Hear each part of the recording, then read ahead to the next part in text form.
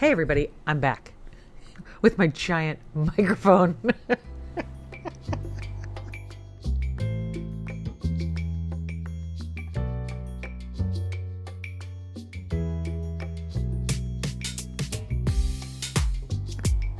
I'm here because I posted a video on translating some journal spreads into patterns on Spoonflower and being able to sell them or make them into napkins or wallpaper, you name it. Really fun tool to play with. I think Spoonflower is a really fun platform.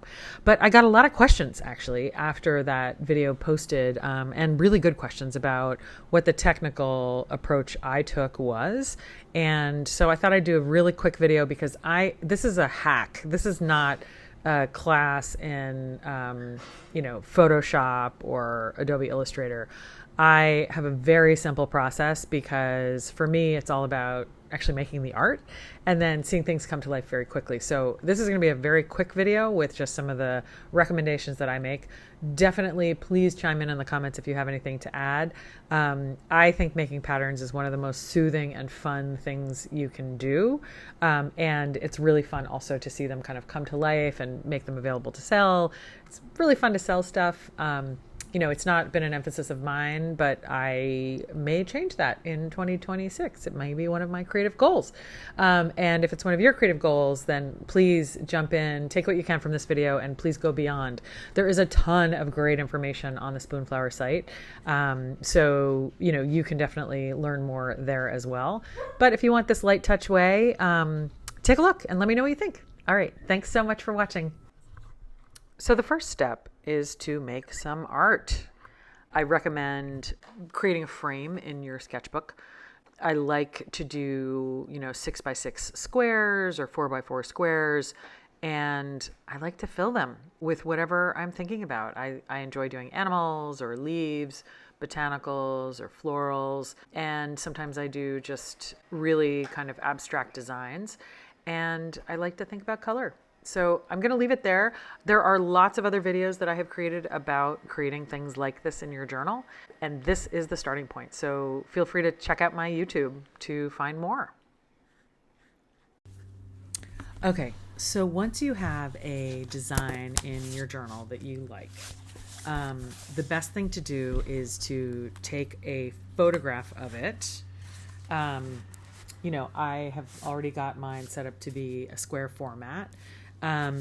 So you'll take a square photo or you will crop it to be a perfect square, and you want to make sure that the edges are relatively clean, meaning that in the simplest case scenario, nothing is touching the edges.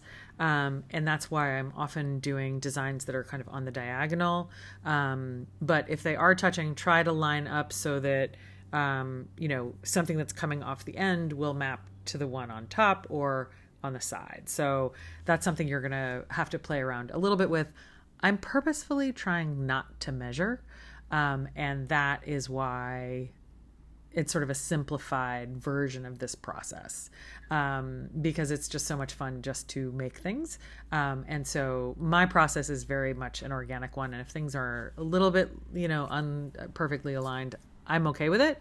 You will decide for yourself what you would like to see. So take a picture, make sure it's good light, no shadows, ideally daylight, and create that square, which becomes then the basis for your pattern repeats. So now I've pulled in my simple picture into an app called Layout. And Layout is something that allows you to post, collections of photographs. It's really a tool for Instagram, but I have used it for this purpose. It's a really nice hack.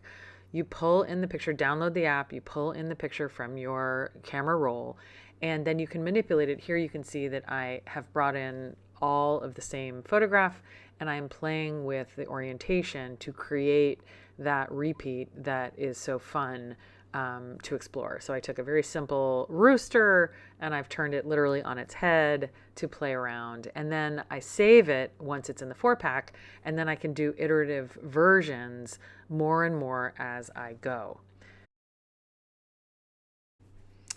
And I'll do one more example here.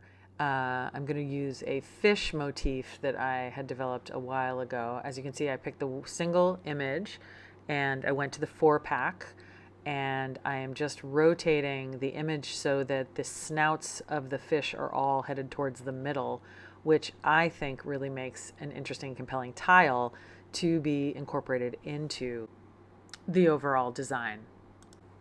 And here's the final look at that pattern.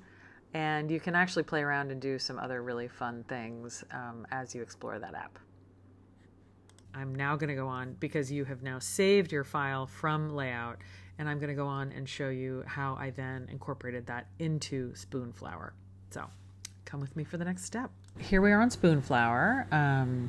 You will effectively go from the main section into your own artist corner. You can go here. You can look at all of the information about how to upload a design, etc., etc. I am actually going to do just that. So it says add design over on the left, and I can choose a file. So I'm actually going to go in. I quite liked my 4 roosters. So I'm opening them up. I'm agreeing that I have permission to use this image. I created it. And it uploads just like that. It's pretty easy. Now, I could have done a larger size, but this may be okay. Let's see how it looks as it comes up. You can now see all of the different ways that this comes together. I'm actually kind of liking it. Gosh, looks kind of cool. I love that pillow. It's got a lot of charm. So you just upload it. You can edit the title. I'm calling this 4 roosters, but really it's many roosters. If I had more time right now, I would fill out this description with as many keywords as I could possibly do. Do not ignore the tags. You definitely want to put this in if you're planning to sell. You know, this is not mature content. It's just a rooster. And then any additional notes, and you can save that here. They also have these design challenges from time to time, so that's something to look at. And here we've got the examples of the products. So you've got the bedspread or duvet cover, the napkins. It's still loading some of these because of the fact that we're doing this in real time. So thank you for your patience. But I can basically just sort of save this, and it will actually be saved as private. So it's in my design library, but it's not yet for sale because I have not yet proofed it. So you do have to do this one step where you go in and you proof this. It's a repeatable design, so it actually it zooms in like this, which is sort of a little off-putting, but it's effectively trying to find the corners of your design so that the repeats are very clean. And I think it actually looks pretty good. I like the way it looks. If I wanted to, I could go in here and see what's happening down there. I can just kind of scroll in. And again, I'm seeing it looks pretty good. And I don't mind, I actually like the fact that the crown of the rooster is touching and the top feathers are touching, and you can kind of see how it all looks. So I'm going to say that looks good. That's the proofing. And if I wanted to, I could actually, you know what, I'm just going to make it available for sale because it's that easy. Now, I did do a little bit of a setup. I like wallpaper. I like all home decor. I did do a bit of a setup on this one, meaning I had already registered. I'd put in my account information, all of the checks that it does. I think I even put in my bank account because if I sell anything, I want to be able to be paid and all of that kind of stuff. So it's still loading some of these designs I'm seeing, but you know, what I'm seeing so far, I like enough to sort of say, let's go ahead with this one. So now I've made that live, and if I go into my design library, it's there. And I like the way it looks. And here's some of the other ones that I was playing around with today on the video. Okay, so we've been through the whole process now, and I do want to just mention a couple of final thoughts. Most notably, it is really, really important that you order some swatches before you go hog wild. I just feel like sometimes the color doesn't completely match up. You know, everybody's computers are a little bit different. Your scanners might have a slightly different color scheme. I have certainly been on the receiving end of some problematic swatches where I'm really glad I did not order the very expensive wallpaper or the many, yards of fabric for a big quilt project. I just think that having the routine of getting some swatches for the things that you're creating is just good business. And in fact, I typically don't recommend promoting your Spoonflower designs until you've had a swatch, so you really know that in person it delivers what your imagination is telling you. For the purposes of this video, just so you know, the Four Roosters is available because I did it for this video, but I have not swatched it yet, so I don't know how that actually looks in person. I think it'll be okay, but just to note, maybe don't order it just yet. I know I sound like I'm in the anti-sales business, but I just want to be honest. Maybe I'll do a big unboxing when I get the swatches for this latest round of fabric that I've been playing with, so that I can share it with you all and let you know that coast is clear to buy. So anyway, listen, thank you for watching. I hope this has been helpful. There are a lot of other details that I didn't need to go into because my process is so simplified that I don't really think about DPI that much. I haven't really been thinking about even the sort of RGB color scenario, which if I were doing a bigger project and I was working for a client, I absolutely would. So for that more technical component on Spoonflower, I recommend you do go to their blog. They have so much good information, and there's a lot of great information that can help you just really sort of buff it up and make it a little bit more professional.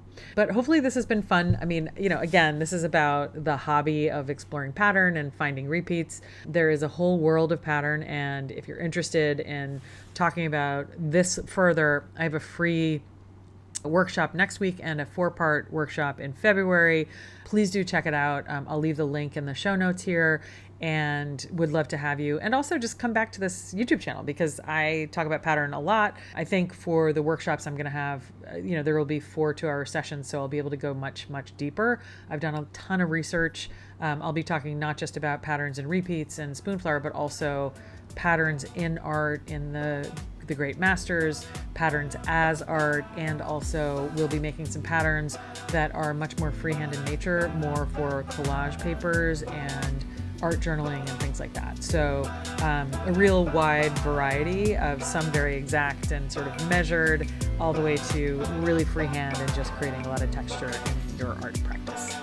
So join me if you can. Would love to see you. Thanks so much. Bye.